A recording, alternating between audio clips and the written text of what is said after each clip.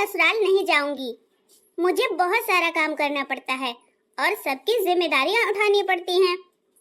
अरे रागिनी बेटा, तू सठिया वठिया तो नहीं गई है? दिमाग दिमाग ठिकाने में है ना? शादी के बाद ससुराल ही आखिरी घर है तुम्हारा और वही परिवार है। एक बार डोली उठने के बाद बेटी की अर्थी उठती है ससुराल से। ऐसे ड्रामे मत करना कि काम पड़ता है और जिम्मेदारियां हैं। अरे हर लड़की को काम पड़ता है, हर लड़की दुनिया की जिम्मेदारी उठाती है, तभी तो बन पाती है अच्छी बहू, अच्छी बेटी। क्या माँ, तुम तो मुझे ही गलत समझ रही हो। ये नहीं कि मुझे समझा दो, पर तुम तो गुस्सा करके बोल रही हो। ऐसे थोड़ी होता है। मैंने यहाँ पर एक भी काम नहीं किया। ससुराल जा करके इतने सारे काम हैं कि मैं खाना तक नहीं खा पाती हूँ टाइम से।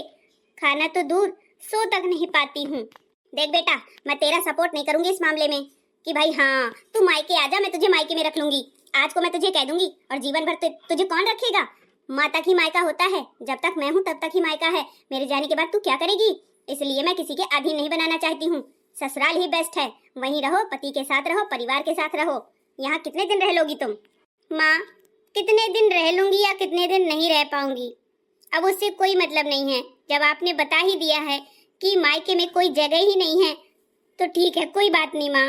हाँ बेटा, मैं तो बस तुझे यही सीख दूंगी कि तू अपनी ससुराल को संभाल और वहीं पर रह, वहीं जीवन अपना बिताओ, ठीक है ना? हर कोई बिताता है, हमने भी बिताया है, तब जाके हमें ऐसे ऐसो आराम मिल रहे हैं। अरे सीता मैया ने भी 14 वर्ष का वनवास किया था। ससुराल भी एक वनवास ही है जो हमें 14 वर्ष तक अच्छे से निभानी होती है। उसके बाद पूरी जिंदगी आसान हो जाती है। रहने दो माँ, आपके समझने में नहीं आएगी मेरी बात।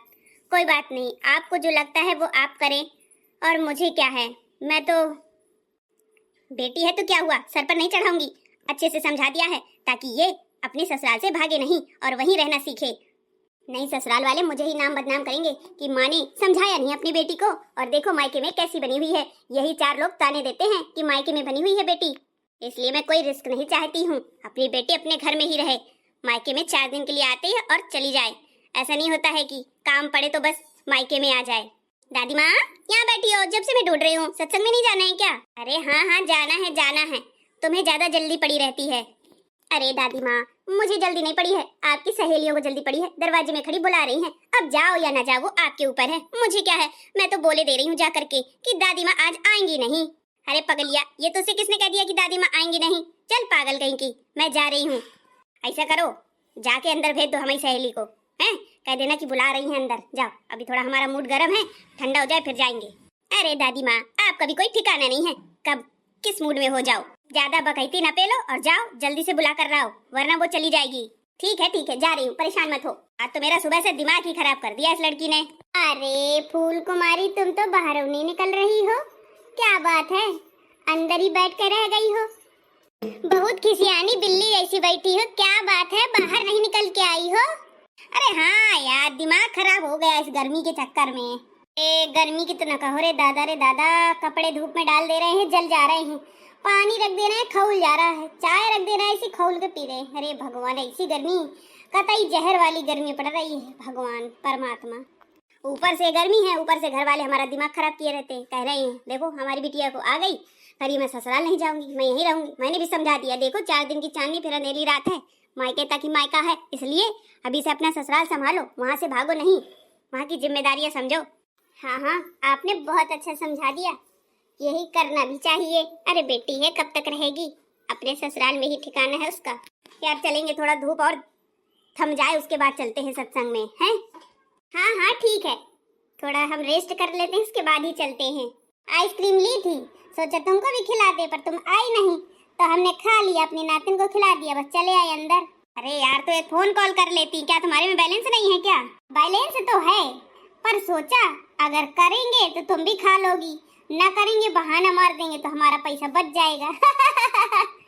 बहुत चालू हो तुम, हैं? आइसक्रीम मुझसे खा लेती हो, खुद नहीं खिलाती हो, बहुत चंचल दिमाग की हो। अरे यार, फिर कभी खा लेना जब भी खाना हो, रोज तो आइसक्रीम आती है। हाँ तो फिर ठीक है, कल आइसक्रीम की पार्टी जरूर देना। ठीक है, मैं दे दूंगी। अच्छा किया जो बहू को नहीं भेजा, वरना तुम्हारे तो काम कर करके प्राण निकल जाते। अरे ऐसी गर्मी में भला कौन भेजेगा? सब अपने अपने घर में रहें, स्वस्थ रहें, मस्त रहें। नहीं वहाँ के जाकर पैर फैलाने लगती हैं, फिर उनकी आदत भी बन जाती है। हाँ, इसलिए तो मैंने भेजा नहीं। ये कह रहे हैं सत्संग में नहीं जाओगी क्या? हैं? टाइम भी हो रहा है, 1 घंटे के अंदर अंदर तैयार हो जाओ। देखो बुलावा आ गया था। हाँ हाँ, मैं 1 घंटे के अंदर तैयार हो जाऊंगी। खाना वाना खा के फिर चलते हैं। ठीक है, तूने ना खाया हो तो खा ले, यहीं पर मेरी बहू ने बना रखा है। ना बाबा ना, मैं खाना एक टाइम खाती हूँ, शाम को शाम, बस मैंने छोड़ दिया। थोड़ा दुबला होना है। मुझे बहुत लोग टोकते हैं, तुम कितनी मोटी हो, सुंदर तो हो पर मोटी बहुत हो। अरे भैया डाइटिंग कर रही हो, इसीलिए सुबह शुरुआत से फिट रहती तो काहे को डाइटिंग करनी पड़ती। ठीक है जा, ना खा तू, मुझे तो खाना है भाई।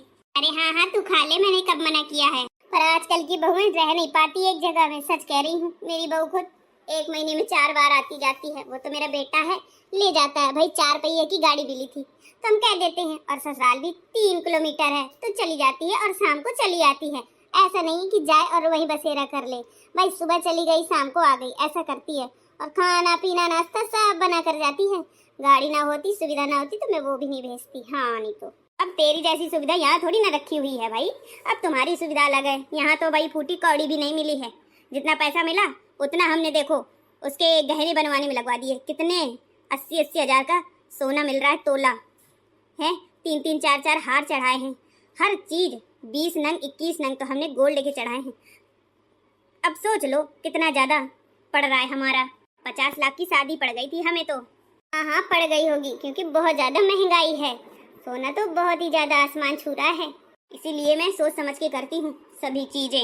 अब तो मैं निपट गई, दोनों बहुओं की शादी कर ली, बेटों की दोनों बहुएं आ गई। बस अब तो बस भजन में मन लगाना है और बस हरि से जुड़ना है और चले जाना है।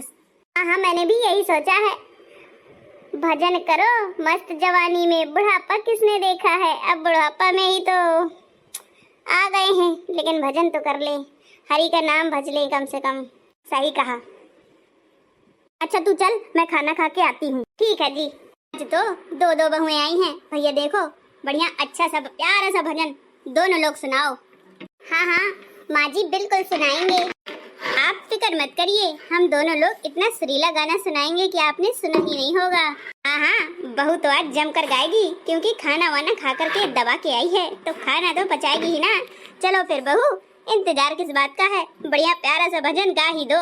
ओके सासू मैया, अभी गाते हैं। जयकारा माँ शेरावाली का, बोल सच्चे दरबार की जय। तेरी ज्योत जले तेरा भोग लगे, तेरी हो रही जय जयकार। मैया दर्शन दो एक बार।